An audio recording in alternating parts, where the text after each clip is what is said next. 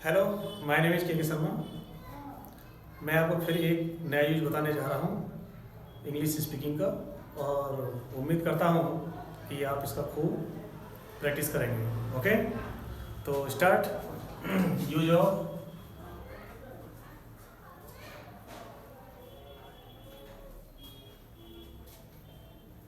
Would have. Okay,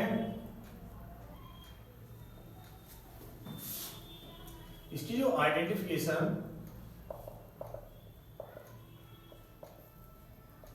जिसे हिंदी में बोलते हैं पहचान, क्या होगी?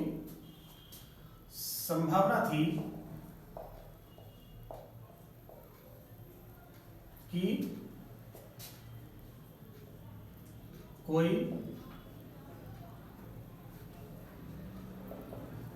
कार्य हो चुका होता।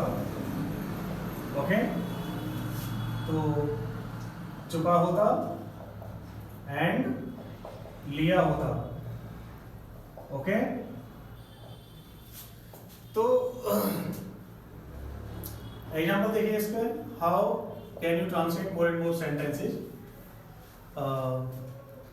मैं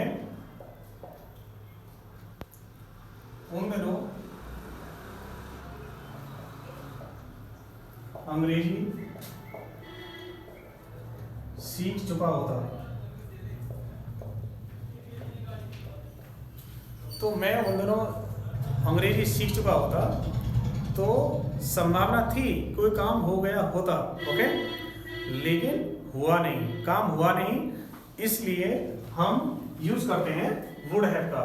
तो मैं सीख चुका होता, तो मैं के लिए you will use and we use of I would have.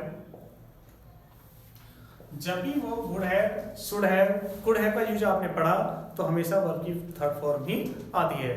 Okay, तो आई वुड हैव लर्न, लर्न में टी यूज कर देंगे, लर्न इंग्लिश, और उन दोनों को बोलते हैं दोज डेज। ओके, तो आई क्या है यहाँ पर? डूअर। क्या बोलते हैं इसे? डूअर मीन्स सब्जेक्ट, काम करने वाला। Would have model verb, and learn is V3 यानी वर्ब की थर्ड फॉर्म जो मेन वर्ब होती है। English is here object and two days is time reference here. जब भी कोई चीज ट्रांसलेट करें तो उसे पहले तोड़ें। ऐसी कोई भी स्पेलिंग होती है, उसे लर्न करना हो तो उसे 2 या 3 पार्ट्स में उसे तोड़ें, तभी आप उसे बेहतर बोल सकते हैं। ओके, ऐसी सेंटेंस होता है। सेंटेंस की लैंग्वेज क्या है, लैंग्वेज को समझिए कि डिफरेंट क्या है। What is the main different in all the sentences? If you find out the difference in among all the sentences, you can translate those sentences very easily with the help of the English usage. Okay, जैसे इसी sentence को और example से समझें। हम वहां पहुंच गए होते। ओके, संभावना थी काम करने की, लेकिन काम हुआ नहीं पास्ट में। ओके, हम वहां पहुंच गए होते, तो हम के लिए we would have reached there. तो we would have reached there. आपने मेरे साथ खाना खा लिया होता, तो you would have eaten the food with me. आपने मेरे साथ इंग्लिश बोल ली होती, you would have spoken English with me. Okay, उन्होंने इंग्लिश वोकेबलरी की प्रैक्टिस कर ली होती, they would have practised of English vocabulary. हमने कुछ इडियम्स और फ्रेजेस की प्रैक्टिस के लिए बुक सेलेक्ट कर ली होती, तो we would have selected the book for the practice of English vocabulary and idiom and phrases. Okay, तो कोई काम कर लिया होता तो क्या यूज करेंगे आप? वुड हैव का। क्या? Would have. जब भी वुड हैव यूज करेंगे, कोई काम कर लिया होता या चुका होता, सही है, चुका होगा नहीं, चुका होता। पहले डिफरेंट का पता होना चाहिए हर चीज का। तो उसी के साथ साथ हमेशा वर्ब की थर्ड फॉर्म यूज करेंगे। जैसे और है, जिसे क्या उसने आपको कोई सलाह दे दी होती, तो would he have consulted you. And as like more and more sentences, आप दिल्ली पहुंच चुके होते, you would have reached Delhi. हम जम्मू एंड कश्मीर से ड्राई फ्रूट्स इंपोर्ट कर चुके होते तो we would have imported dry fruits from Jammu and Kashmir. Okay, as like more and more sentences you can translate very easily. This is a very good way. पहले हमारा focus कहाँ है, सीखने के ऊपर. जितना हम बेटर सीखेंगे उतना ही बेटर हम बोलेंगे. Our learning and studying and speaking, these are the three pillars of English speaking.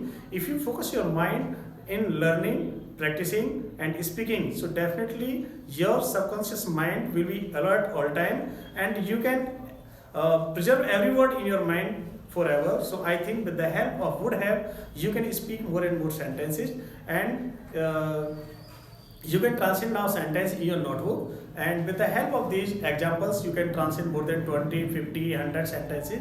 It will depend on your practice. English को कभी बोर ना समझे, और I think if you practice again and again so definitely you will enjoy in your English language. So this is international language and requirement of the present time, and English is the requirement of present days. So I think with the help of all these uses I have made more and more videos in recently days. So I think with the help of those videos you can translate and speak and talk to yourself. You need not to talk to any other, but you can think in yourself and try to talk to yourself. You may stand in front of the mirror and you can talk to yourself. You need not to speak in front of each other, because in the beginning days no one know fluent English. Instead of it, you must put up the questions to yourself, and you can gain and take the questions from anywhere else, and related to interview skills you can put up the questions from yourself. Okay, so in other videos, in further videos I will tell you related to interview skills, conversation and group discussions and personality development.